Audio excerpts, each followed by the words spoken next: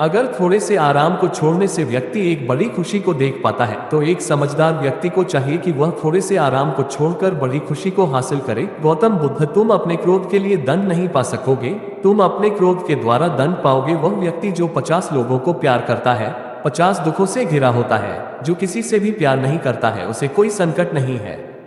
आप चाहे कितने भी पवित्र शब्दों को पढ़ या बोल लें, लेकिन जब तक उन पर अमल नहीं करते उसका कोई फायदा नहीं है।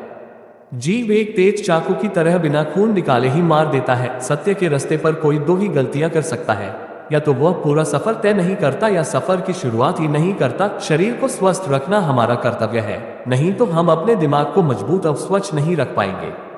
हम अपने विचारों से ही अच्छी तरह ढलते हैं, हम वही बनते हैं जो हम सोचते हैं। जब मन पवित्र होता है तो खुशी परछाई की तरह हमेशा हमारे साथ चलती है। अपने उद्धार के लिए स्वयं कार्य करें, दूसरों पर निर्भर नहीं रहे। बिना सेहत के जीवन नहीं है, बस पीड़ा की एक स्थिति है, मौत की छवि है। अगर आप वाकई में अपने आप से प्रेम करते हैं तो आप कभी भी दूसरों को दुख नहीं पहुंचा सकते। अपना रास्ता स्वयं बनाए। हम अकेले पैदा होते हैं और अकेले मृत्यु को प्राप्त होते हैं, इसलिए हमारे अलावा कोई और हमारी किस्मत का फैसला नहीं कर सकता। असल जीवन की सबसे बड़ी विफलता है हमारा असत्यवादी होना। आकाश में पूरब और पश्चिम का कोई भेद नहीं है। लोग अपने मन में भेदभाव को जन्म देते हैं और फिर यह सच है ऐसा विश्वास करते हैं। आप पूरे ब्रह्मांड में कहीं भी ऐसे व्यक्ति को खोज लें जो आपको आपसे ज्यादा प्यार करता हो, आप पाएंगे कि जितना प्यार आप खुद से कर सकते हैं उतना कोई आपसे नहीं कर सकता। आपके पास जो कुछ भी है उसे बड़ा चढ़ाकर मत बताएं, और ना ही दूसरों से ईर्ष्या कीजिए। जो दूसरों से ईर्ष्या करता है उसे मन की शांति नहीं मिलती।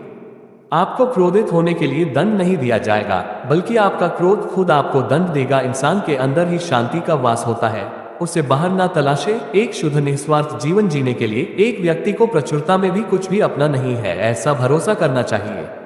किसी परिवार को खुश, सुखी और स्वस्थ रखने के लिए सबसे जरूरी है अनुशासन और मन पर नियंत्रण। अगर कोई व्यक्ति अपने मन पर नियंत्रण कर ले तो उसे आत्मज्ञान का रास्ता मिल जाता है। किसी विवाद में हम जैसे ही क्रोधित होते हैं, हम सच का मार्ग छोड़ देते हैं और अपने लिए प्रयास करने लगते हैं। खुद पर विजय प्राप्त करें। दूसरों के सामने कुछ भी साबित करने से पहले यह जरूरी है कि हम खुद को साबित करें। हर इंसान की प्रतिस्पर्धा पहले खुद से होती है, इसलिए दूसरों पर जीत हासिल करने से पहले यह जरूरी है कि हम खुद पर जीत हासिल करें। खुशियों का कोई रास्ता नहीं, खुश रहना ही रास्ता है।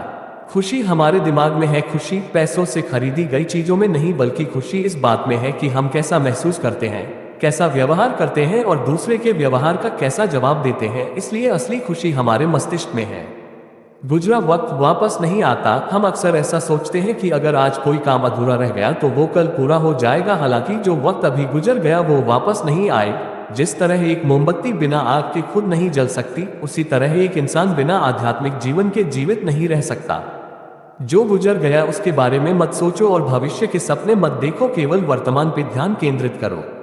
निष्क्रिय होना मृत्यु का एक छोटा रास्ता है, मेहनती होना अच्छे जीवन का रास्ता है। मूर्ख लोग निष्क्रिय होते हैं और बुद्धिमान लोग मेहनती। पैर तभी पैर महसूस करता है जब यह जमीन को छूता है। हम जो बोलते हैं अपने शब्दों को देखभाल के चुनना चाहिए कि इससे सुनने वाले पर क्या प्रभाव पड़ेगा, अच्छा या बुरा। एक पल एक दिन को बदल सकता है, एक दिन एक जीवन को बदल सकता है, और एक जीवन इस दुनिया को बदल सकता है। खुशियों का कोई रास्ता नहीं, खुश रहना ही रास्ता है। 3 चीजों को लंबे समय तक छुपाया नहीं जा सकता, सूर्य, चंद्रमा और सत्य। गौतम बुद्ध के साथ ही महावीर स्वामी ने, जो बिहार के ही एक राजपुत्र थे, जैन धर्म का प्रचार आरंभ किया था।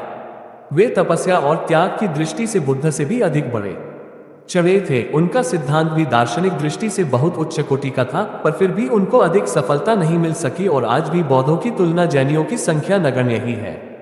कारण यही था कि बड़े तपस्वी और त्यागी होने पर भी महावीर स्वामी बुद्ध के समान व्यावहारिक नहीं थे और उनकी तरह समयानुकूल परिवर्तन करके अपने कार्य को निरंतर अग्रसर न कर सके।